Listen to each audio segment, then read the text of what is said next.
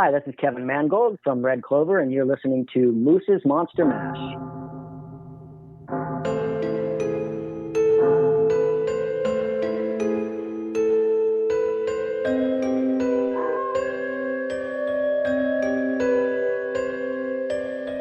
You're listening to Moose's Monster Mash.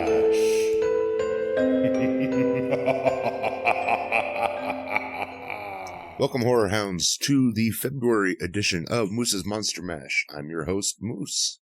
And as February and in turn Black History Month are coming to a close, I wanted to take this episode and talk about 5 of my favorite black-led horror movies. Now, they're not my top 5. They're not, my all-time favorites. There's a ton of, black horror, African-American horror, whichever you want to call it, that I love.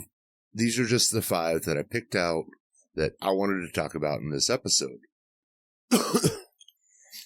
Because, honestly, they're the ones I watch the most. And so, join me on this trip through time as we go through these 5 movies. And after you listen, hit me up on Facebook at Moose's Monster Mash. Send me a friend request because I messed up. Hit me up on Moose's Monster Mash.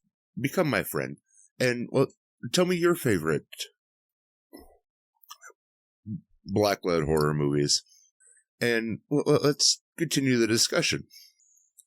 But let's kick this off from back in the 70s with BLacula.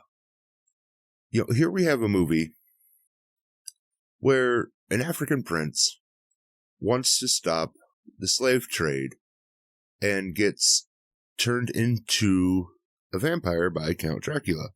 Now, Dracula is played essentially by a nobody TV actor, which is kind of cool considering Dracula is not at all central to the story. But that aside, the movie, for coming out in the 70s, is still really cool. You have, you have your strong male lead. You have, this vampire who wakes up years later and finds somebody who looks like his former wife and pursues her. Now, there's a lot more to the story. I don't want to go into it because, honestly, I'm not sure how many of my listeners have watched BLacula. But if you haven't, you should really check it out. It's on all the streaming services right now. It is definitely one to watch. After this movie came out, it kicked off a wave of black-themed horror movies. So, it's not only a good movie, it's a very important movie in, horror and cinema history. So, yes, it gets cheesy in points, but again, it's the 70s. You can't expect everything to hold up, but it's still definitely one of my favorites. Now, from the 70s, let's jump to 2000. Now, you're probably thinking 2000. A lot of movies came out in 2000. You're right. There were. But this one in particular, it was Leprechaun in the Hood. And I know, there's a lot of mixed reviews on this one, but I love Leprechaun in the Hood because it changes up the Leprechaun movie formula. At this point, Leprechaun's not just Leprechaun searching for his gold and, he's a bad guy, etc., etc. We get introduced to Ice-T as Mac Daddy, who, if memory serves, really for the first time, we have a viable second bad guy in the franchise. Now, I'm not talking, like in Leprechaun in Space, there's the scientist who has ulterior motives. But in Lep in the Hood, Mac Daddy is like legitimately the other big bad. So you have the fantasy bad guy with Leprechaun, and you have this powerhouse mobster with Ice-T, who has made his bones and his career with this golden flute.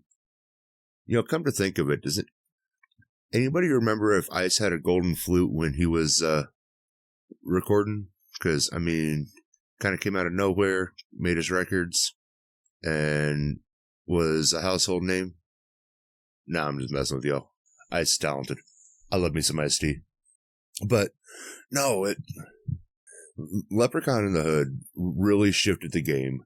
And, we still got the one-liners. We still got the cheese that is Leprechaun. But, like I just said, it was a dual-pronged movie. It wasn't people running from Leprechaun. You had these group of guys running from real-life problems as well. And honestly, that's what made it cool for me. It wasn't, just, the mystical, the magical, and the murder. Now it's real. And, the gangs are involved, and this is now everyday stuff. First, the kids unleash Leprechaun while trying to dethrone Mac Daddy. So they ultimately cause themselves more problems than everything's worth. And like I said, you still get a lot of the Leprechaun cheese. There's a ton of great one-liners. It's comedy gold, but it's also one of the more serious Leprechaun movies. And I think, given the cast and direction of the movie, and the fact that it deals with the real life, that is a very important signifier. Because I think if this movie had tackled the same things and kept it as goofy as it normally does, it would have been a huge failure. Speaking of real life, let's jump back to the 90s. One of my, now, I know I said at the beginning, these aren't my all-time favorites. These aren't, this one does happen to be one of my all-time favorite movies. And it deals with the boogeyman of Cabrini Greens. And yes, we are talking about Candyman. Tony Todd is arguably, hands down, a horror legend. Now, I probably should preface this with saying I am a little biased. I would watch Tony Todd read just read IKEA instructions because I like his delivery. So there is that. But no, Candyman, when it came out, I remember it came out when I was a kid. And to this day, there are adults that are still afraid to say his name. That's power. That's power in cinema. And that doesn't even tackle the message behind the movie. The real systemic racism and everything that was happening at Cabrini Green and everything that ultimately led to it getting torn down and fixed, which was phenomenal. But The movie, just to hear his name and it strikes fear in adults. It's power in her name. And the movie taught us there's power in words, power in stories. It's, yes, actions have power. What you do matters. But what you say matters. How you treat people matters. And it would seem a lot of people miss that message. But at the end of the day, words can be good. Words can be bad. In this case, one word, Candyman. You say it 5 times in a mirror. Go ahead. I'll wait. Did you come back? Are you alone? In this case, that word 5 times could seal your fate. It's kind of scary, man. Just one word. And they say words can't kill people. It's pretty deep. And I don't want to spend too much time on this because, like I said, it is one of my all-time favorite movies, and I will be doing an episode later this year on both Candyman and the re-release, the old and the new Candyman, however you want to call them. Because I do love the franchise. I love the story. I love the message. So please look forward to that episode coming out later this year. From the 90s, we jump ahead back to the 2000s. Queen of the Damned. Now, ultimately, it takes a while for her to come out, but in what ends up being her final role, when Aaliyah does finally get screen time, she is a powerhouse on screen. The movie centers around Lestat wakes up. He's tired of hiding in the shadows. He wants to, show everybody who he is. You get some more Lestat backstory. Ultimately, it does. One big downside is it carries over a trend that happened after Interview with the Vampire, and that's there's a certain group of individuals that would change their name or make their internet username Lestat because they wanted to be Lestat. So it added to that trend of, hey, I saw this in a movie, this is who I want to be. And, you want to identify with the movie character, that's fine, but I don't think you need to necessarily adopt the name. But let's, I digress. We go through this movie. Lestat's forming his band, and he's taunting the vampires. And ultimately, Akasha, Aaliyah's character, wakes up.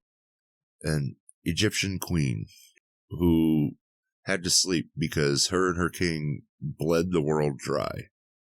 Well, nearly bled the world dry. I apologize. And she is on a mission to find Lestat because he has what she wants. He's going to be her new king. And she goes on a tear. She kills everything in her path. Zero fucks given with this woman. And I remember when this movie came out, I went with a group of seniors from high school because, you still had to have, adult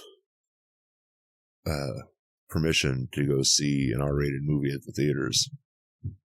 And so it was a group of seniors and some guy I paid $20 to go buy me a ticket. And it's funny because now that's the cost of the ticket. But I digress. No, a group of us went to go see this movie, and we came out thinking it was like the greatest thing we'd ever seen. And here we are 22 years later, and it's a feeling I still hold. Now, it is interesting that there is some dialogue in this movie that does end up in Twilight later, but that just makes me chuckle every time I watch either one of them now. But I'm not going to tell you what it is. Go back, watch it. You'll see it. Now, number 5. We're going to the 60s, man. Talking Night of the Living Dead. Dwayne Jones. Leading man. Now, Night of the Living Dead, in and of itself, is not a phenomenal movie. It's a good movie. Please don't get me wrong. I love the movie. I just did a local screening of the movie a couple weeks ago. I absolutely love the movie. Let's just be realistic. It's not that great of a movie. It has great moments, but it's not a perfect movie. What is great is Dwayne Jones as the lead. Now, what started as just casting the right man for the role turned into, casting Jones as the first black man to lead a predominantly white movie, to lead such an aggressive role, and to smack the shit out of white folks in a movie. Now, Romero has gone on record to say that he didn't look at it as he was trying to make some big racial statement. He was hiring the man he thought was perfect for the job. I think it's kismet that it just happened at the most tumultuous time in the country that this all came out, and it did end up breaking barriers with a very controversial ending. Obviously he dies, and the controversy behind it has always been, did he die because they thought he was a zombie, or did he die because he was black? Now, obviously, going back to Romero's statement, they died because they saw movement, not because he was black. But there's always going to be that, I guess, conspiracy group that thinks he was shot because he was black. And given when the movie came out, I can see the questioning. But his role in Night of the Living Dead, start to finish, he is a survivor. He is a leader. He from the moment you see him, he comes in, he takes charge. He knows exactly what to do. And intentional or not, for cinema, that's what we needed. That, like I said, it broke down barriers.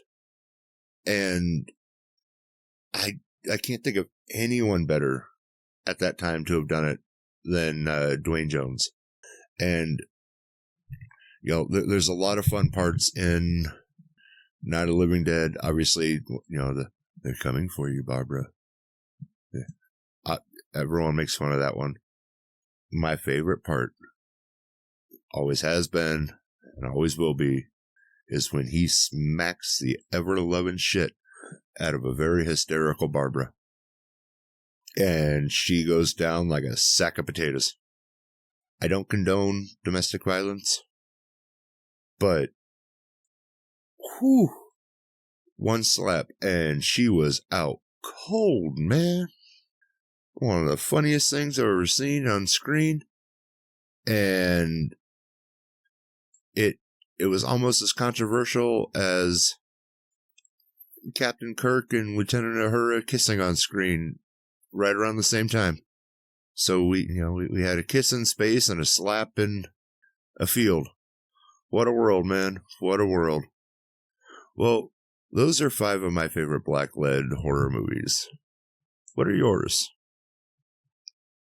Like I said, hit me up on Facebook, Moose's Monster Mash, or at Moose Media Inc. on Twitter. And if you aren't already, look for me and other great podcasters over at electronicmediacollective.com, or just me over on Facebook at Moose Media Inc., an umbrella page for all of my endeavors, or look up Moose's Monster Mash, Moose Media Inc. on Twitter and on YouTube. And, like I said, tell me your favorite movies and tell me why. Don't just tell me the titles. I want to know why. Let's have a discussion. And look for some fun things coming out the rest of this year. And until next time, Horror Hounds, mash on.